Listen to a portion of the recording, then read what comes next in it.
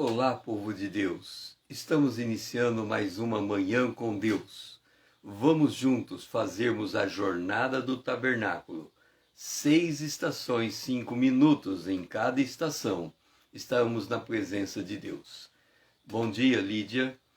Hoje, Ele é o nosso Deus e nós, o povo do seu pasto, o povo que Ele pastoreia e ovelhas de sua mão, o rebanho sob os seus cuidados. Nós estamos agora em Mateus, no capítulo 9. A nossa primeira estação, a Arca da Aliança, ela se encontra em Mateus capítulo 9, o versículo 10. Diz assim: E sucedeu que, estando ele em casa, à mesa, muitos publicanos e pecadores vieram e tomaram lugar com Jesus e os seus discípulos. Jesus está sentado à mesa em casa. Aqui em casa, ele está em Cafarnaum, a casa onde ele estava, o lugar onde ele fazia sua residência. Nós não sabemos onde era esta casa, provavelmente, não sei se é a casa de Pedro. Rita, seja bem-vinda. O fato é que Jesus estava na sua casa, sentado à mesa, e em torno dele, os seus discípulos e publicanos e pecadores se aproximaram para sentar à mesa com Jesus. Sentar à mesa tem sido uma das maiores dificuldades das famílias nos últimos tempos. Hoje cada um come no seu lugar, cada um come no seu quarto, cada um come retirado um dos outros. E quando nós nos sentamos juntos, ainda assim, cada um fica no seu celular, cada um fica no seu mundo, cada um fica fechado dentro de si. Mas o que nós temos que entender nesta cena é que o nosso objetivo, a nossa meta, é seguir o Cordeiro. Nós temos que sair de nós para irmos em direção ao Cordeiro. E aonde é que o Cordeiro se encontra? Primeiro, ele se encontra em uma residência, em um lar, em uma casa. Em segundo lugar, ele se encontra sentado em uma mesa, lugar de refeição, lugar de comer, lugar de nutrir, lugar de conversar, lugar de entreter um com os outros, lugar lúdico, né? Um lugar onde nós devemos nos sentir bem, é um lugar de alegria, um lugar de festa, é um lugar de convívio social. É neste lugar que Jesus se encontra. Nós somos seres relacionais, nós não conseguimos viver sozinho. No entanto, muitos optam por viver sozinho. A pessoa se isola dos demais, ela se coloca no seu próprio mundo, ela se fecha, Então nós temos que aprender a ter essa dinâmica de estar com Jesus. Há uma passagem no Antigo Testamento, nós temos o rei Davi, e o rei Davi, depois de conseguir uma série de vitórias extraordinárias, ele já era rei, ele tinha o seu palácio, ele tinha as suas mesas. Davi disse assim: não há ainda alguém da casa de Saul que use eu da bondade de Deus para com ele? E aí disseram: sim, há alguém da casa de Saul, e esse alguém é alguém paralítico. E aí Davi chama esse homem, que é o Mefibosete, um filho pequeno, cujo nome era Mica, o nome da mãe dele. E o texto diz assim: disse Ziba ao rei: segundo tudo quanto meu senhor rei manda, a teu servo assim fará. E comeu, pois, meu Mefibosete à mesa de Davi, como um dos filhos do rei. Jesus sentado à mesa, e nós sentados à mesa junto com ele, E nós comendo com ele é como nós comendo como filho do rei. Nós somos filhos do rei. Nós somos nação santa e povo sacerdotal. Nós somos chamados para reinar. O nosso propósito final é governar todo o universo. E nós estamos sentados ao lado do rei. Ele está sentado ao lado de nós. Aqui nessa cena que nós encontramos Jesus sentado junto com os seus discípulos, hoje não temos Jesus fisicamente sentado junto conosco, mas ele disse que deixaria outro Consolador. E ao deixar outro Consolador, nós somos o tabernáculo do Espírito Santo. Nós somos o templo ambulante de Deus. Então, quando nós sentamos à mesa, nós sentamos como filhos do rei. E eu não sei se você sabe, mas a corte real, a rainha da Inglaterra, que é uma corte real, é um reino que a gente sabe mais de perto, a gente acompanha mais de perto, é uma corte real. Quem senta na mesa do rei, o modo a postura é diferente, a expectativa de vida é diferente, o ar que respira é diferente, a roupa que veste é diferente, o modo de se portar, de mexer os braços é diferente. É o filho do rei sentado à mesa com o rei. Ele pega o prato diferente. Certa feita, eu fui a um casamento extremamente chique. E quando eu sentei na mesa, tinha prato de 3 tamanhos, colheres, acho que tinha as 4 de um lado e 4 do outro, e mais 2 na frente. E aí eles começaram a servir, era frutos do mar.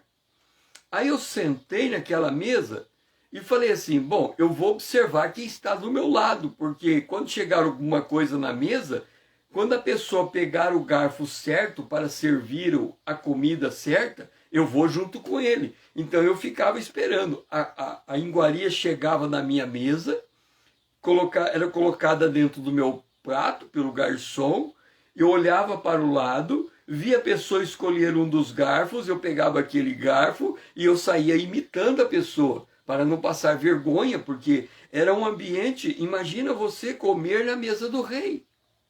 Agora, Jesus aqui, ele está tão receptivo que chega para comer junto com eles publicanos, que eram cobradores de impostos, que eram malditos pelos judeus, porque eles eram vistos como opressores.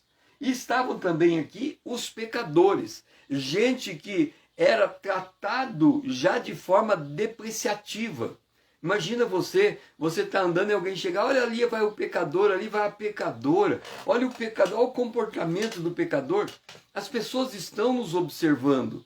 E elas observam quando nós sentamos à mesa. E elas observam se nós sentamos à mesa trazendo a presença de Deus junto conosco. Então, esta manhã, o Senhor está nos chamando como Mefibosete. É bondade de Deus podermos sentar ao lado de Jesus em uma mesa farta e o Senhor se alegrar conosco do nosso cotidiano, da nossa vida social. O Senhor está conosco à mesa. Amado Deus e nosso Pai, nós glorificamos a Ti, Senhor, porque o Senhor está dando essa oportunidade de sentarmos todos os dias na mesa dos pães. Na manhã com Deus tem um momento em que a mesa dos pães nos é posta e nós podemos sentar nessa mesa. E quando sentamos nessa mesa, não estamos sentando na mesa sozinhos. Está o Senhor e os seus discípulos. Está o Senhor e aqueles que são atraídos por Ti. Está o Senhor e a nossa família, a família de Deus, sentados, descansados, prontos para refazer as suas energias contigo à mesa. Nós queremos expressar a nossa gratidão em nome de Jesus, o teu Filho amado, a quem nós amamos. Amém. Vamos para a nossa segunda estação. O altar de ouro. E ela nos coloca no verso de número 15 de Mateus 9. Respondeu-lhe Jesus: podem acaso estar tristes os convidados para o casamento, enquanto o noivo está com eles? Dia virão, contudo, que lhe será tirado o noivo, e nesses dias hão de jejuar. Jesus está sentado à mesa conosco. Só tem dois tipos de pessoas presentes nessa sala, em que Jesus está sentado. Ou ela é amiga do noivo. Vamos pegar 3 tipos de pessoas. Ou ela é convidada do noivo, ou ela é amiga do noivo, ou ela é a noiva. Nós estamos falando de uma mesa nupcial, uma mesa de um casamento. Jesus, pega a cena. Quando Deus, o Pai, ele olha visualiza a criação do universo. E naquela visualização da criação do universo, ele foca no ser humano. Alguém como nós, carne e osso. Nesse formato humano. Quando Deus o Pai, ele forma o formato, ele molda na sua mente o formato humano. Imagina você, nós temos um trono, o Pai está aqui olhando para o futuro e moldando o formato. E o Filho está sentado aqui do lado. Esse Filho é Jesus. O Pai tem uma grande tela na frente dele. E tudo que ele imagina aparece naquela tela. Então o Pai fala: vou criar os céus, vou criar a terra, vou criar as aves, vou criar os peixes, vou criar os animais, vou criar o homem. E Jesus está aqui do lado e ele está desenhando o ser humano. Aí ele desenha o ser humano e Jesus está assim, observando. E Jesus nota que o ser humano que está criando lá, Jesus está, ali tem os anjos, que Deus já tinha desenhado os anjos, e os anjos são seres gloriosos, são seres iluminados, são como raios, são seres vibrantes. E ele cria o homem, e Jesus olha para o anjo e olha para o homem e enxerga o homem meio raquítico, vamos assim dizer, comparado com os anjos, né? Meio raquítico. Jesus olha para os homens assim como uma mulher olha para o seu corpo e fala assim: eu preciso fazer uma cirurgia plástica para melhorar o meu corpo. Mais ou menos assim. Jesus está olhando como a mulher olha assim e fala: eu não me conformo com o meu corpo está feio. Mas é Deus que desenhou esse corpo. Mas ela acha o corpo feio. Então, mas Deus desenhou o corpo. Até ali tudo bem. Jesus está sentado aqui quieto, observando o desenho do Pai. Aí quando termina o desenho, o Pai olha para aquele corpo, para aquele desenho que ele moldou, aquele corpo, e o Filho está aqui do lado. E ele diz assim: eu gostei desse corpo. E Jesus falou: gostou? Jesus olha de novo para os anjos e olha de novo para aquele corpo humano e fala: vou concordar com o Pai. Vai que se o Pai está falando que ele gostou, gostou, né? Mas aí de repente Deus, o Pai, fala assim: esse corpo será a minha imagem conforme a minha semelhança. O Pai nem terminou de falar, o Filho saiu como um raio da onde ele estava sentado e assumiu a forma daquele corpo humano. Epa, esse sou eu. Se ele está dizendo que esse corpo humano, que é bem menor do que os anjos, bem menos iluminado do que os anjos, é a própria imagem de Deus, estou dentro.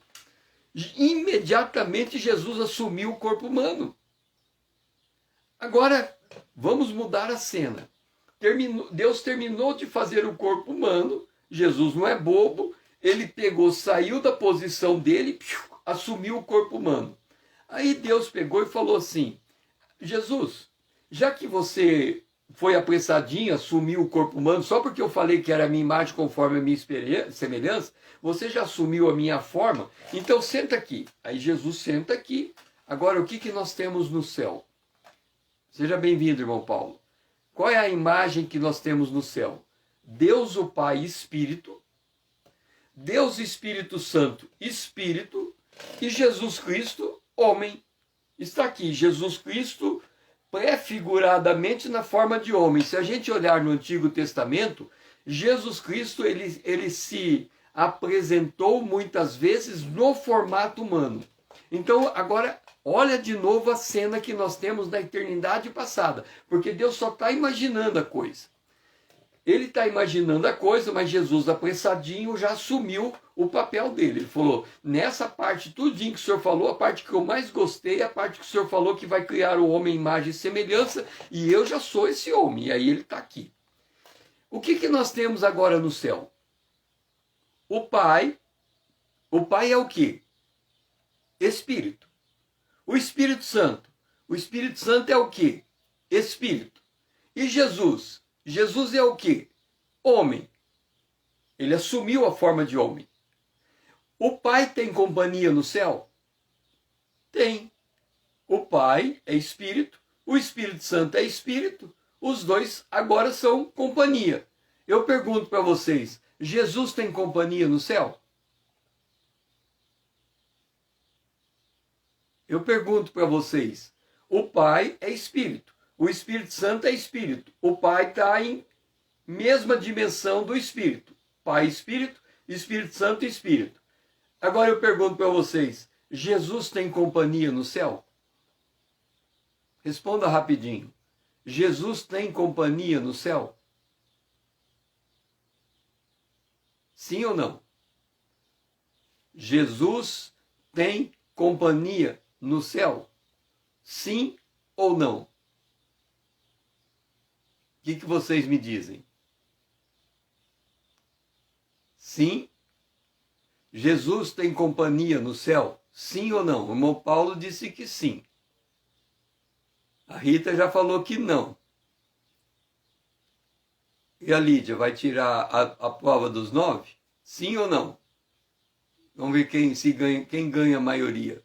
Jesus tem companhia no céu? Sim ou não? Jesus não tem companhia no céu. Jesus precisa de uma esposa. Ele é homem. Ele precisa de uma mulher. Não é bom que o homem fique só. Deus diz que lhe prepararam uma auxiliadora que lhe seja idônea. Então, o que é a igreja? A noiva para o cordeiro. Jesus, como homem, ele não tem um outro semelhante no céu para compartilhar a sua vida. Ele anseia por ter alguém semelhante a ele, porque a partir do momento que ele disse, eu assumo que vou ser homem, ele esvaziou da sua divindade. Ainda que ele voltou a ocupar a sua posição de glória, ele continua sozinho no céu. E ele precisa da sua noiva.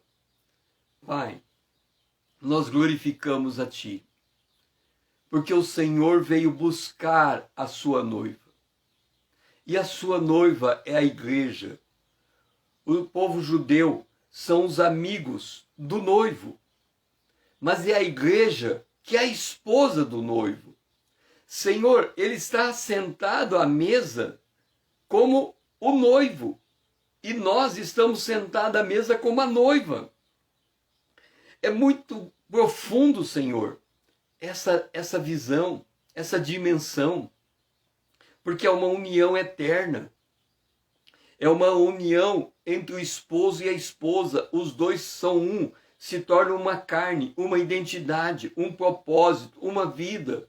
Nós glorificamos o Teu nome, Senhor, porque fomos chamados para sentar à mesa como a noiva do Cordeiro, como a tua futura esposa. E o Senhor aguarda ardentemente esse momento das bodas do Cordeiro. Nós glorificamos a Ti, em nome de Jesus. Amém. Agora vamos para a nossa mesa de pães. Veja só, o que nós estamos falando? Jesus está sentado à mesa. No verso 15, esse Jesus se apresenta como noivo com eles.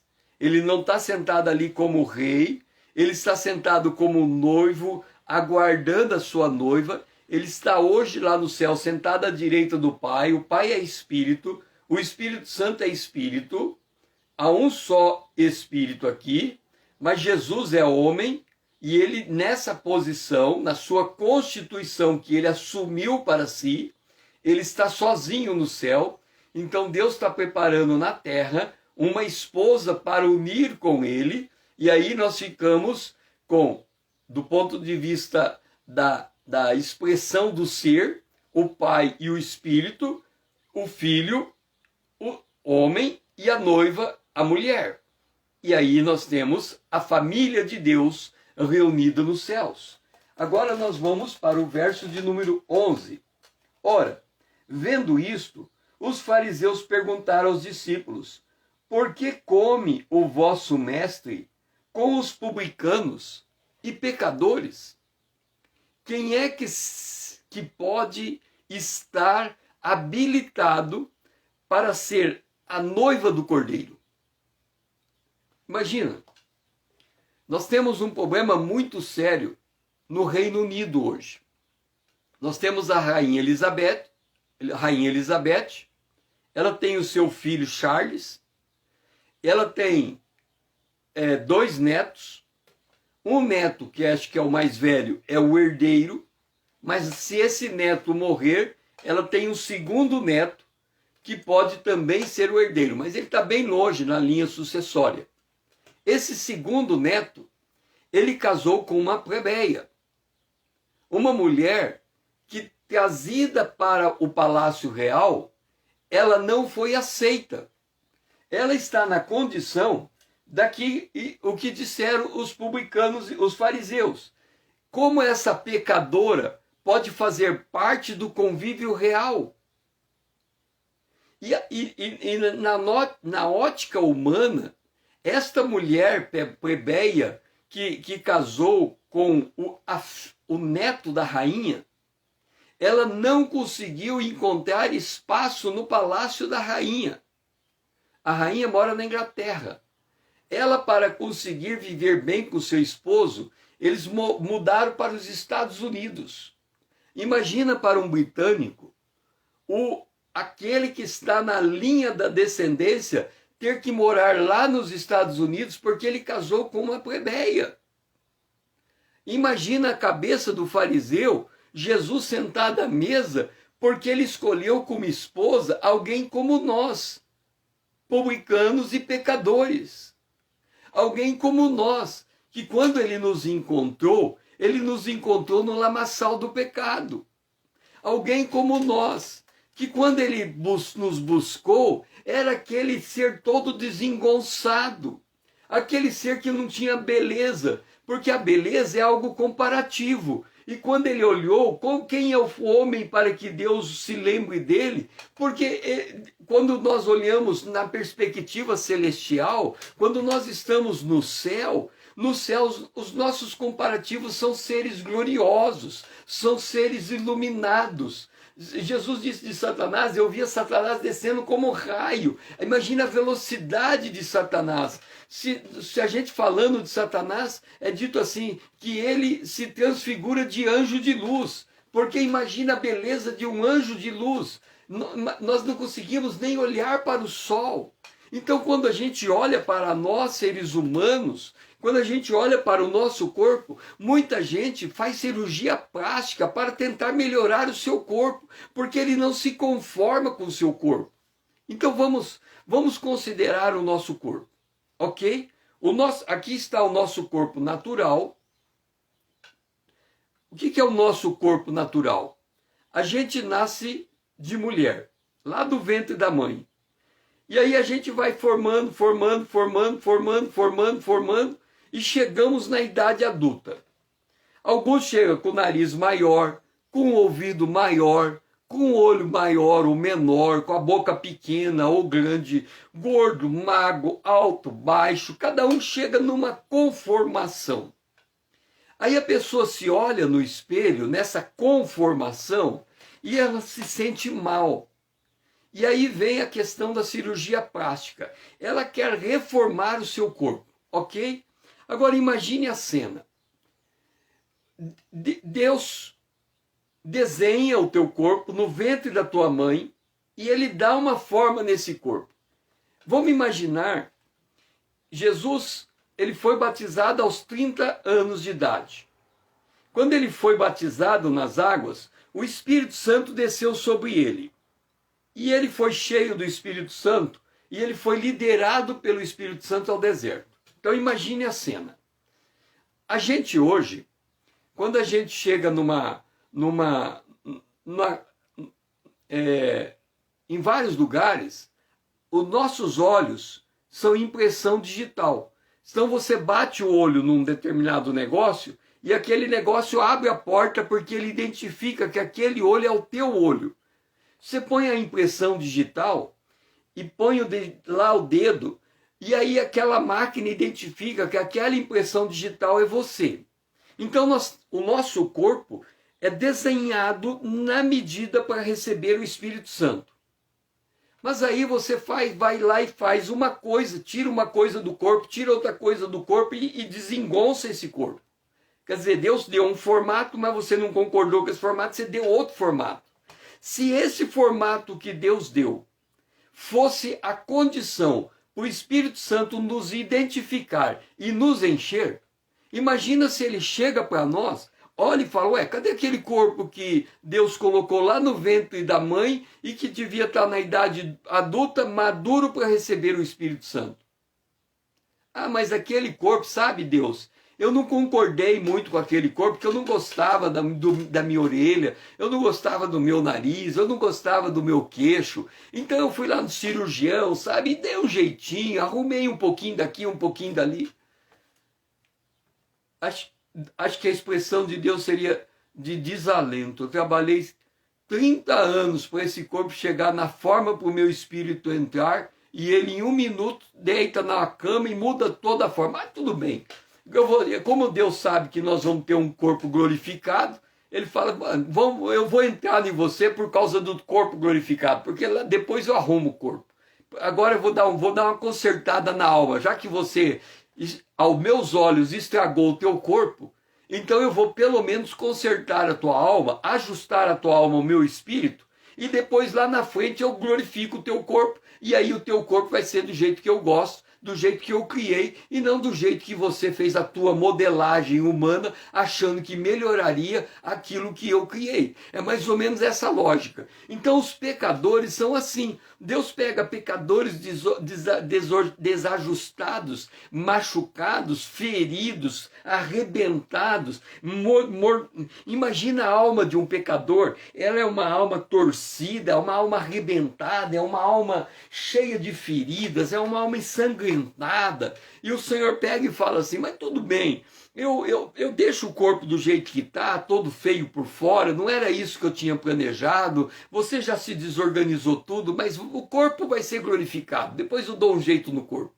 Agora, a alma também, eu estou enxergando a tua alma. Você pegou um pouquinho daquela doutrina, um pouquinho daquela química, um pouquinho daquele baseado, um pouquinho daquilo lá. Você pegou aquele medicamento para poder dormir, porque você não conseguia dormir. Você deformou também a tua alma, tanto quanto você deformou o teu corpo. O meu propósito original era esse e você virou para aquele. Mas já que você deixou desse jeito, eu conheço o que eu posso fazer por você, então vamos acertar a tua alma.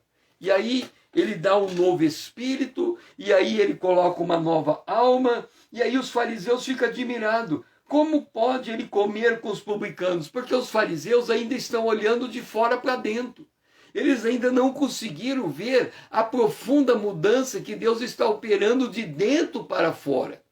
Então, quando Deus muda A pessoa, ele muda primeiro o íntimo do ser, para depois aparecer no semblante da pessoa o resultado daquela mudança que está acontecendo no coração. Somente aí é que os fariseus conseguiriam enxergar um pouco da glória de Deus naquele corpo que eles entendem ser um corpo desqualificado, mas é um corpo que aprove a Deus habitar. Somos nós, o templo do Espírito Santo de Deus.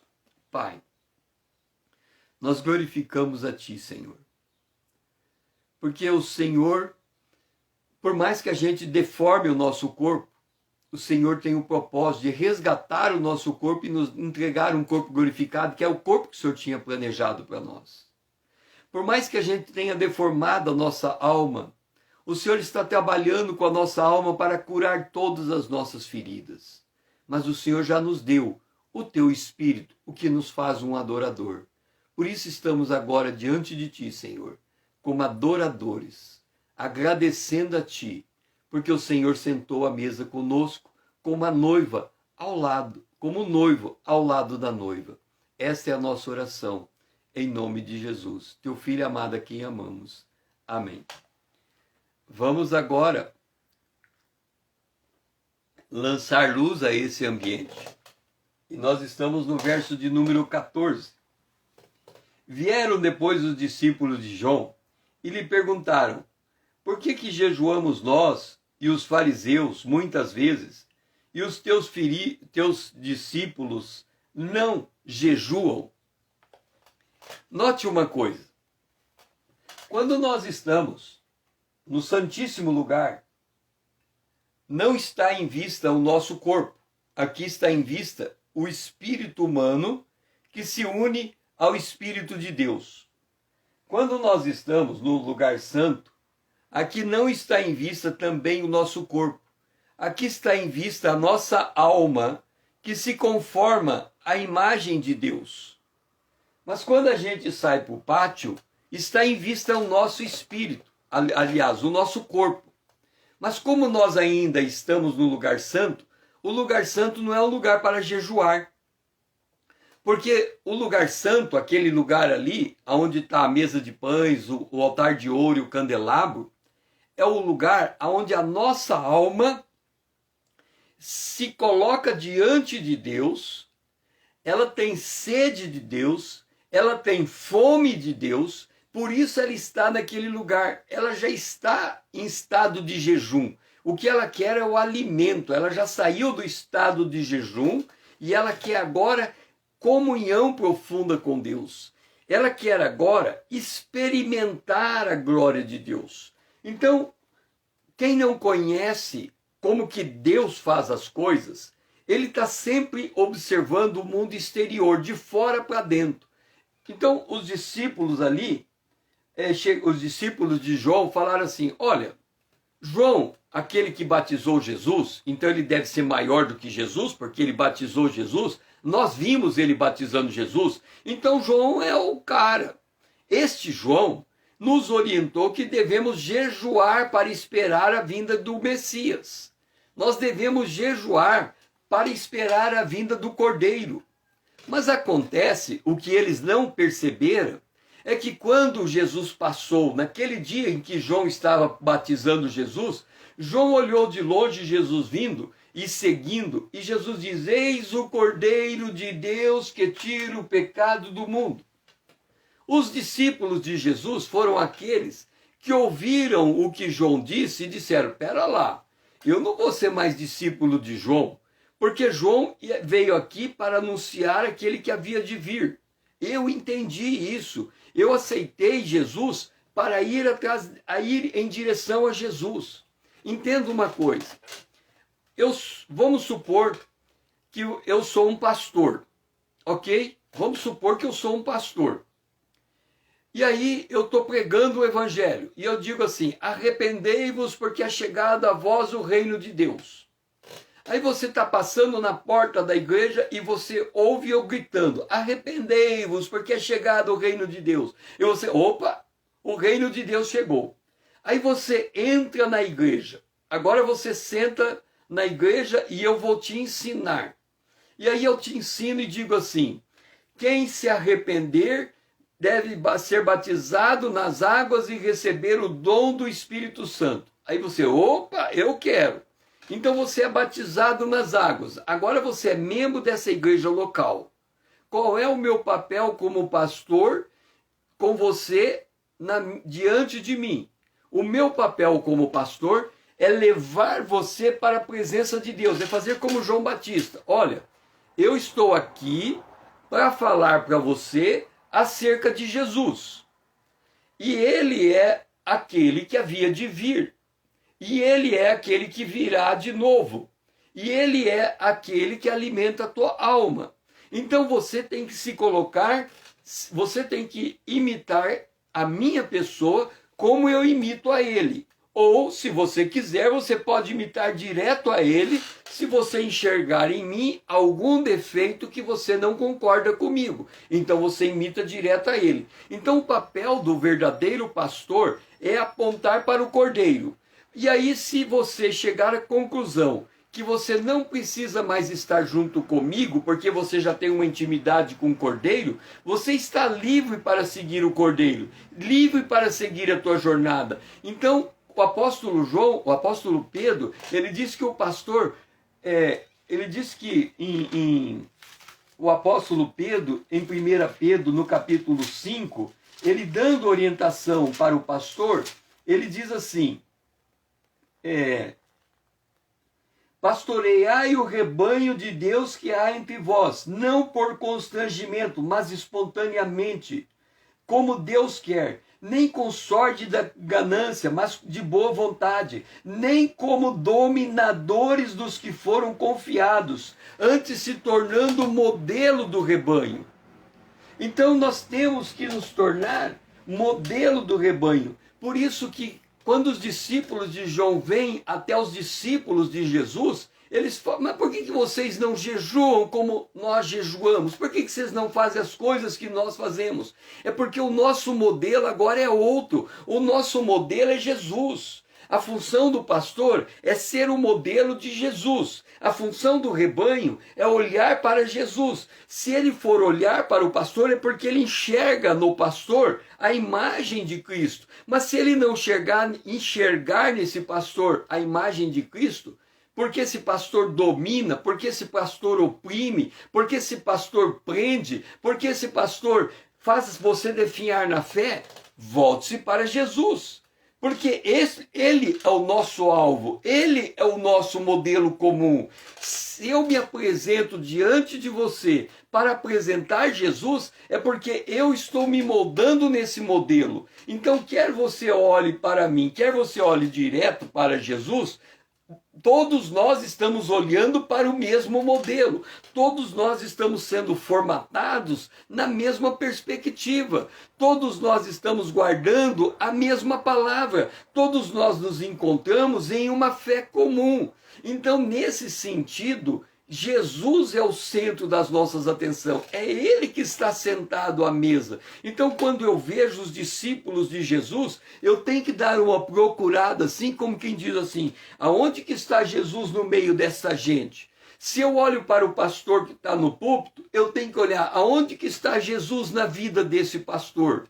Se eu olho para o porteiro da igreja, eu digo aonde que está Jesus na vida desse porteiro. Então, para todo lugar, o meu foco é aonde que está Jesus. Como Paulo fala que nós somos o templo do Espírito Santo, então as pessoas esperam encontrar em nós a expressão da imagem de Jesus. Então ele vai encontrar uma maneira de falar diferente, uma maneira de vestir diferente, uma maneira de pensar diferente, uma maneira de enxergar o mundo diferente, porque eles vão dizer, olha como eles falam, eles se parecem muito com Jesus.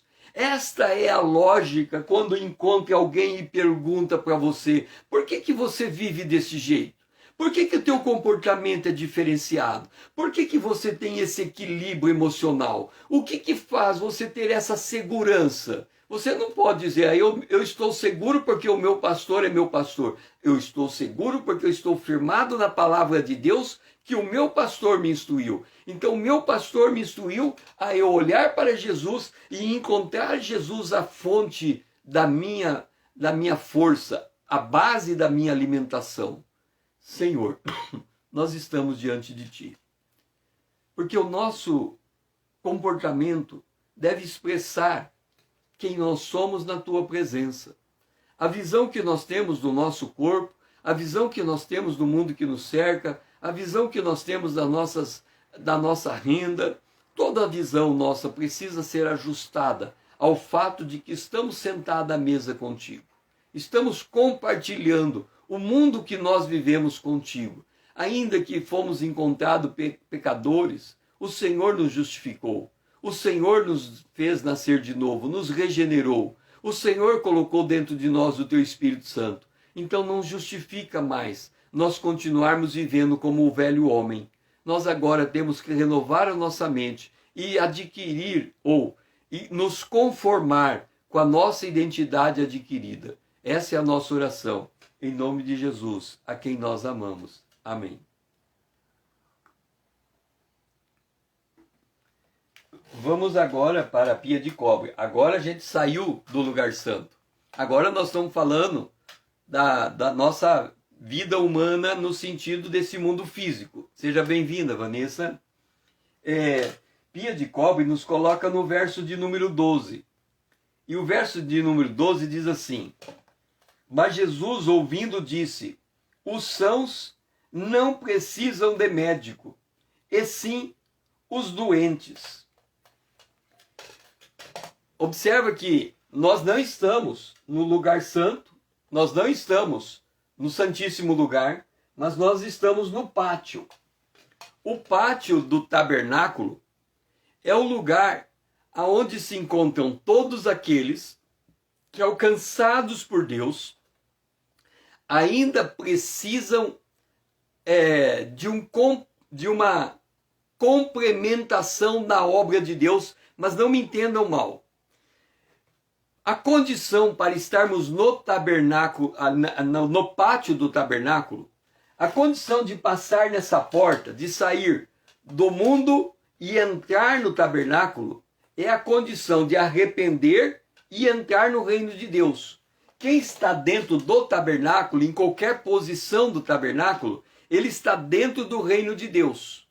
Portanto, quem está no pátio, ele nasceu de novo tanto quanto quem está no lugar santo, tanto quanto quem está no Santíssimo Lugar. A questão é que o apóstolo João fala que nós temos crianças, jovens e adultos. Então, quem não tem maturidade está no pátio. Quem tem alguma maturidade está no lugar santo. E quem é maduro está no Santíssimo Lugar. Então, de acordo com o nosso grau de maturidade, nós nos encontramos em uma posição dessas três partes do tabernáculo. O mesmo homem, ele também está nas três, porque todos nós estamos em algum grau de imaturidade e maturidade. Então, por isso que quando nós fazemos na manhã com Deus a jornada do tabernáculo, nós fazemos a jornada do tabernáculo para nós identificarmos as nossas três posições. A nossa posição no espírito, a nossa posição na alma e a nossa posição no corpo. Isso significa que nós estamos olhando o reino de Deus sob o ponto de vista espiritual e o ponto de vista físico.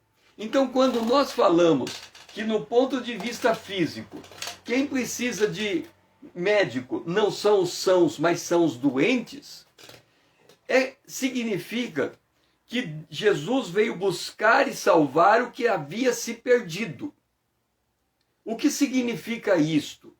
Que aquele que não se sente perdido, aquele que é cheio de si, é aquilo que a Bíblia chama que desenvolve a sua própria justiça própria.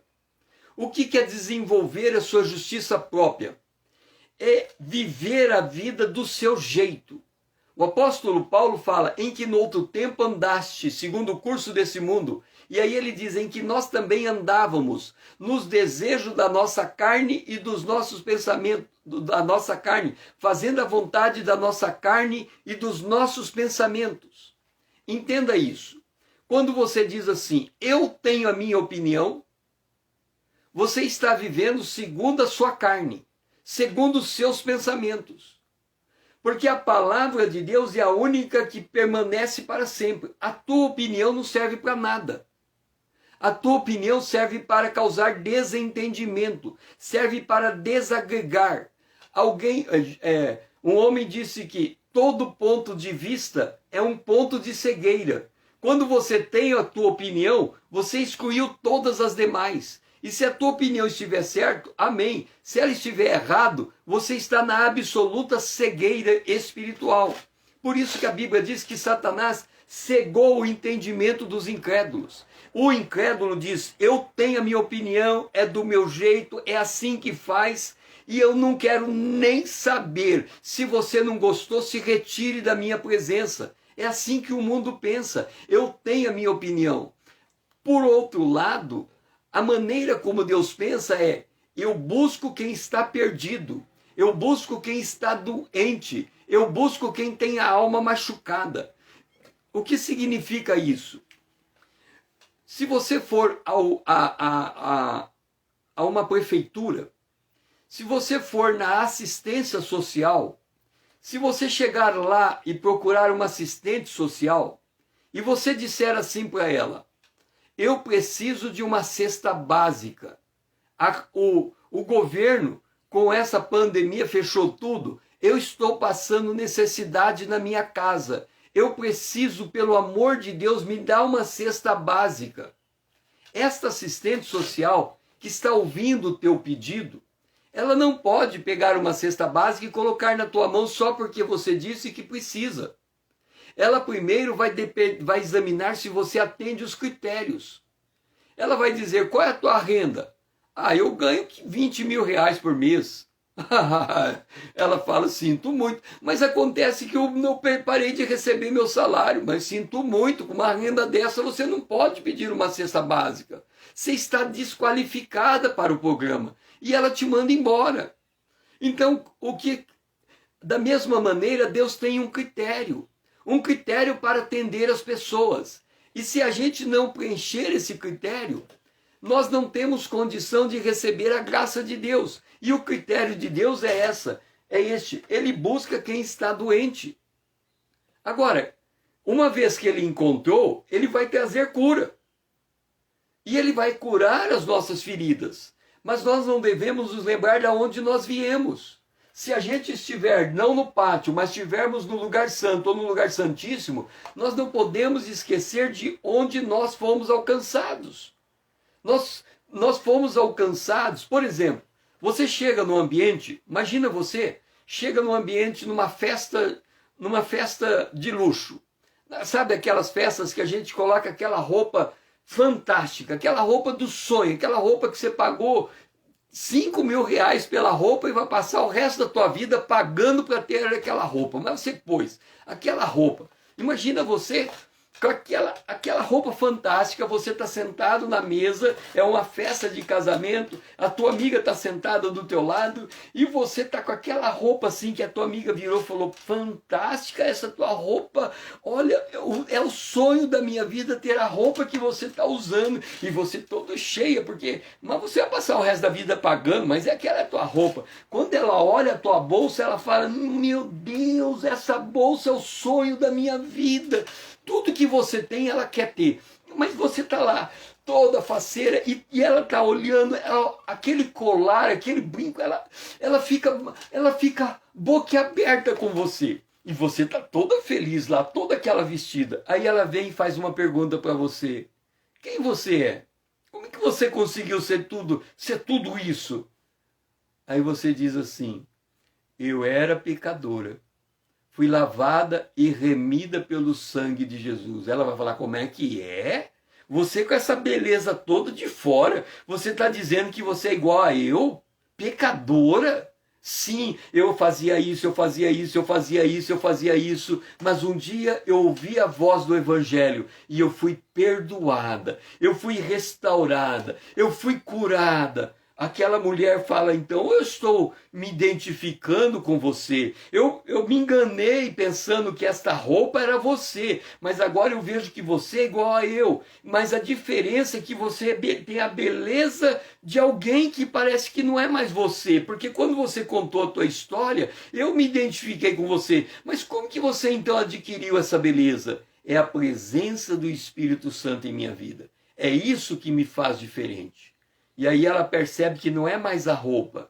Ela percebe que é algo de dentro de você, que faz você brilhar para fora. E aí nessa identificação, ela também pecadora, vem para o reino de Deus. Porque ele não veio buscar sãos, ele veio buscar pecadores. E quando nós somos restaurados, não podemos esquecer de continuar contando a nossa história, de como ele nos encontrou, para que os pecadores que estão perdidos se identifiquem com nós, pecadores que estamos curados, para que nessa identificação eles possam ter o mesmo espírito que nós temos.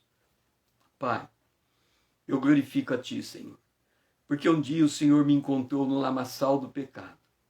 E o Senhor me restaurou, o Senhor me curou, e o Senhor curou a cada um de nós que recebemos Jesus como nosso Senhor e Salvador. E que a gente não esqueça de onde nós viemos para contarmos esse testemunho, para que as pessoas também se identifiquem conosco e desejem o mesmo que nós estamos experimentando. Esta é a nossa oração, em nome de Jesus, o Teu Filho amado, a quem nós amamos. Amém. Vamos agora para a nossa última estação. Essa estação, que é o altar de cobre, está no verso de número 13. Ide, porém, aprendei o que significa. Misericórdia quero, e não holocausto, pois não vim chamar justo, e sim pecadores ao arrependimento. O Senhor agora nos coloca em condição de sair do tabernáculo e ir para o mundo com um propósito. Entenda uma coisa.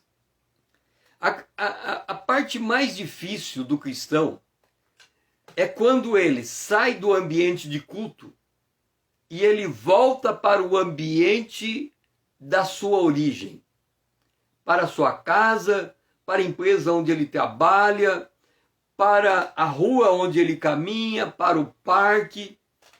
O que está acontecendo hoje com as pessoas? A gente fala, o mundo entrou na igreja. As pessoas dentro da igreja, vou dar um exemplo para vocês. Eu vou contar o meu testemunho pessoal para vocês entenderem a lógica, como as pessoas elas não percebem a lógica em que elas vivem. Antes de me converter, eu me converti aos 18 anos de idade. Antes de me converter, era aquela época, eu morava em uma cidade que nós tínhamos os bailes. O baile do Havaí, o baile do Réveillon, o Carnaval, e nós tínhamos outros bailes. Mas aquela época, na década de 70, 80, começou a chegar também as boates.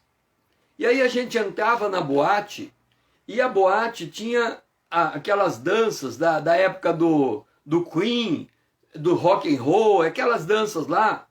E a boate era um ambiente com pouca luz, com muita fumaça, com muita luz brilhando, e ali naquele escuro a gente ficava dançando.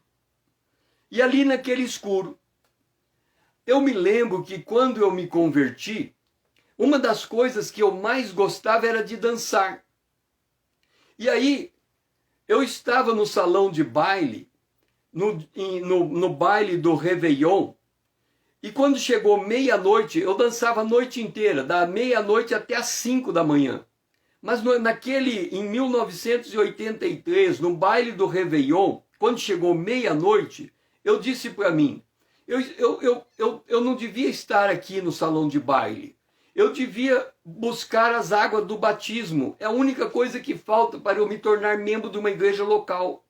Então, à meia-noite, eu saí do salão de baile, decidido a procurar o reitor do seminário teológico, pedindo para ele me indicar uma igreja. e aonde eu seria batizado.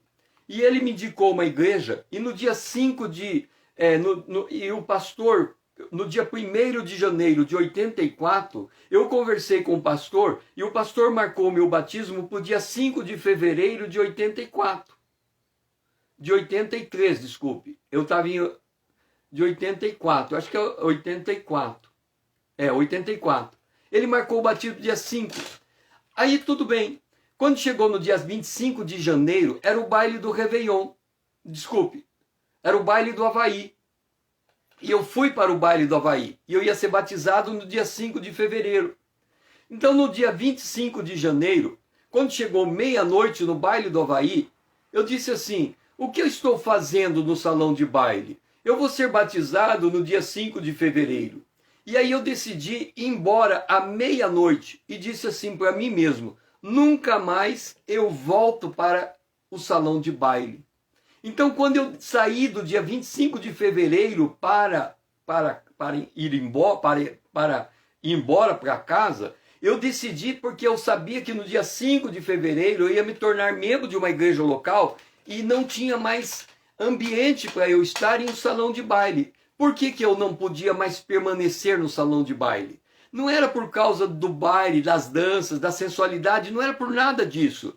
É que eu não conseguia mais dançar ouvindo a letra e entendendo o sentido da letra. Porque como eu ouvia e entendia tanto o português quanto o inglês, a letra cantada era o oposto da minha fé. A letra cantada agredia a minha fé. Então eu não conseguia permanecer no salão de baile porque eu não conseguia compatibilizar a letra da música com a minha fé. Por isso que eu saí do salão de baile. Tudo bem, saí. Fui batizado no dia 5 de fevereiro. Mas o que aconteceu depois disso? Depois disso, aconteceu que a música continuou comigo. Quando a música do baile tocava no rádio, eu dançava dentro de mim. E aí eu disse: Senhor, eu não vou mais ao baile, mas a música toca e eu danço. Então muda o meu interior, adequa o meu interior àquilo que eu decidi. Eu não quero continuar dançando na minha mente, senão eu voltaria para o salão de baile. E aí todas as vezes que a música tocava e eu me lembrava e eu dançava na minha mente, eu fazia a mesma oração: Senhor, tira a dança de dentro de mim. Eu não quero voltar ao salão de baile. Um dia a música tocou e eu não mais dancei. Deus estava ajustando o meu interior com o meu exterior. E a partir dali eu passei a ter uma única identidade. Eu não ia ao baile, mas eu também não sentia vontade de dançar no baile, porque o Senhor tinha mudado a coisa dentro de mim. E de aprender o que significa misericórdia quer e não holocausto. Deus não quer o sacrifício de eu não mais ir ao baile. Não é isso que está em voga. Não é isso que Deus está exigindo. Ele não quer que... A frase do dia é: as misericórdias do Senhor nos cercam. Ele quer que você tome uma decisão de ser moldada segundo a imagem de Cristo, porque você é a noiva do Cordeiro, mas de dentro para fora. Quando você toma uma decisão de fora para dentro, você tem que pedir que haja esse ajuste. Ele não quer... Exigiu de mim um certo sacrifício não ir mais ao salão de baile, porque eu gostava de dançar. Mas exigiu também para mim uma oração intercessória dentro de mim, para que Deus mudasse o meu sentimento e ajustasse o meu novo sentimento, o meu comportamento ao meu sentimento. Quando Deus fez o ajuste, eu passei a me alegrar com as músicas do Senhor e não mais me importar com as músicas do mundo. Houve uma mudança de mentalidade. Então é isso que o Senhor quer. O Senhor quer não que eu me pareça com o mundo, porque eu tenho que ser igual a Jesus. Ele não quer que eu ame as coisas que são do mundo, ainda que num dado momento vai me exigir um certo sacrifício dizer não, mas Ele quer que eu ajuste o meu interior para que a minha decisão de não me moldar de acordo com o mundo se torne aquilo que de fato acontece dentro do meu interior, porque Ele está me curando, Ele está me restaurando, Ele está me tornando a imagem de Cristo. E é este o sentido de ide e aprendei. Aprenda a viver como filho do rei. Aprenda a sentar na mesa do rei. Aprenda a ouvir as palavras do rei. Aprenda a entender a lógica do reino. Aprenda o governo do reino de Deus. Então você vai se sentir bem, adequado. Os outros vão ficar se perguntando como que você consegue se ajustar ao reino de Deus que é tão diferente desse mundo. Mas você vai saber dar razão da sua fé. Pai, que nesta manhã nós aprendamos a dar razão da nossa fé. Que a gente possa, Senhor, tomar atitudes que são diferentes do mundo, mas ajustado dentro do nosso coração, para que seja algo também que brote do nosso coração. No primeiro momento é aquilo que queremos fazer, mas no segundo momento é aquilo em que somos transformados para fazermos. Então, Senhor, que a gente aprenda essa lógica, que o resultado final da tua obra nos faz diferente das pessoas desse mundo, no sentido em que nós nos apresentamos a este mundo como sendo a tua imagem, conforme a tua semelhança, e que isso atrai as pessoas para ti. Elas vão perguntar para nós, da onde vem a razão da nossa maneira de ser, mas nós saberemos dar razão da nossa fé. Abre os nossos olhos nessa direção, nós oramos agradecidos. Em nome de Jesus, o teu Filho amado, a quem nós amamos. Amém. Estamos encerrando mais uma Manhã com Deus. Eu aguardo você amanhã, se o Senhor assim nos permitir, às 5 horas em ponto. Que o Senhor seja louvado.